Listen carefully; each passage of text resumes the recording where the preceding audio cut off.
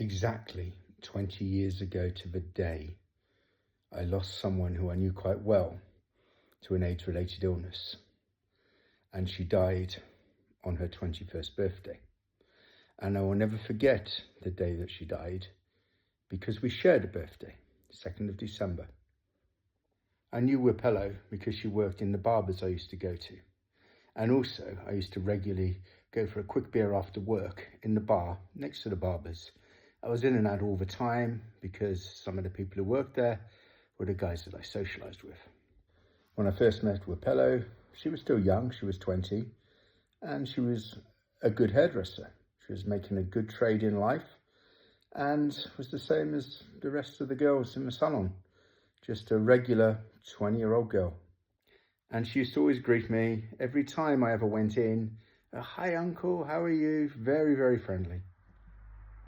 And there's no way of knowing, by the way she looked, or anything else, of what lay ahead a few months down the line. The first I knew that she was unwell was when she wasn't in work for a few days, and I inquired after her from one of the guys, and he said, Wipello is sick. And he'd used the code word. Sick often meant something a lot more serious than a common cold. And I gathered as time went on over the next few weeks that she was actually quite sick and had some nasty sores on her tongue and around her mouth.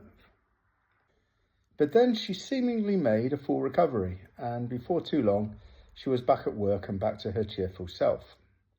I later found out from her doctor, who was a good friend of mine, and confidentiality wasn't such a big issue in Botswana 20 years ago. And he told me that she had been living with HIV, that she was on antiretroviral treatment, but she hadn't adhered to her drugs. So a few months later, she fell sick again. And this time she was hospitalized in the Umgabwe hospital in Francistown. And she never left that hospital alive again.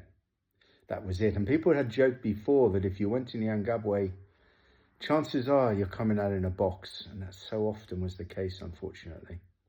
When I found out she died, it hurt me quite hard because although she wasn't the first person I'd lost or known who had died from an AIDS-related illness, it just shocked me because it was someone I saw every day and was always a picture of health. Very good looking, pretty girl, life and soul at a party, and just taken so young. And again, the fact that it was her 21st birthday just make it all the more galling. And again, the fact that we shared a birthday, it just hit hard.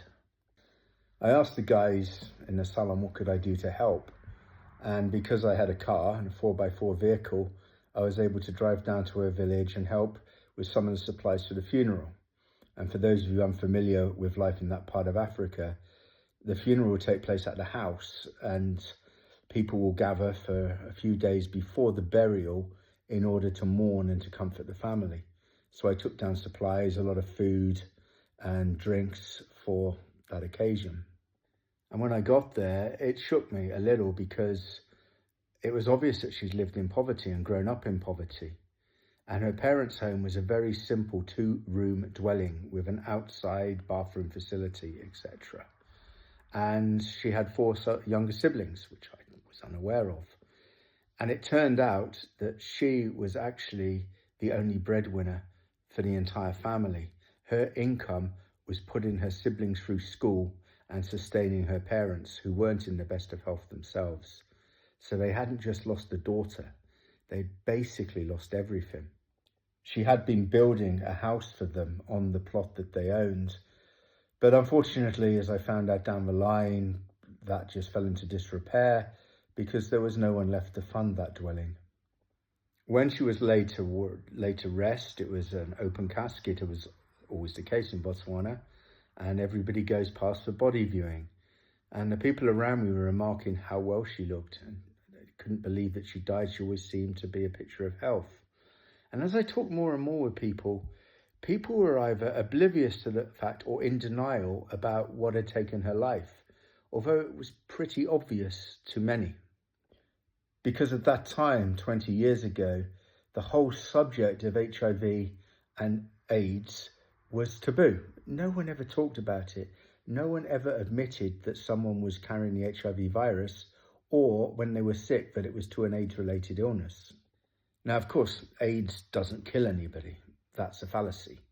People will die from AIDS-related illnesses because the acquired immune deficiency syndrome means that their bodies are unable to resist even the most basic of infections, and often someone will die from influenza, even from a common cold, bronchial illness, or pneumonia. And that was the case with Rapello.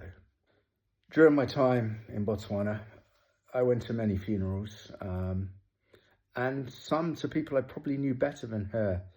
But 20 years on, this is the one I remember the most. And it's incredible to think that now she would have been celebrating her 41st birthday, probably with children and a happy family, but she was taken so young. Like so many of her generation at that time in Botswana, who died because of HIV and AIDS-related illnesses.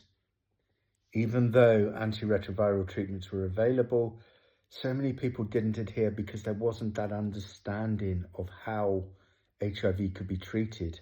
Now it's like a chronic illness, and someone can live to old age carrying HIV, provided that they take their medicine that will maintain their CD4 count at a high level, and meaning they can resist illness and disease. But back then, that was so infrequently the case. So, Rapello, as I celebrate my birthday, I remember you, as I do every year, and I hope that you continue to rest in peace. And I know I'm not the only one who hasn't forgotten you. Sleep well.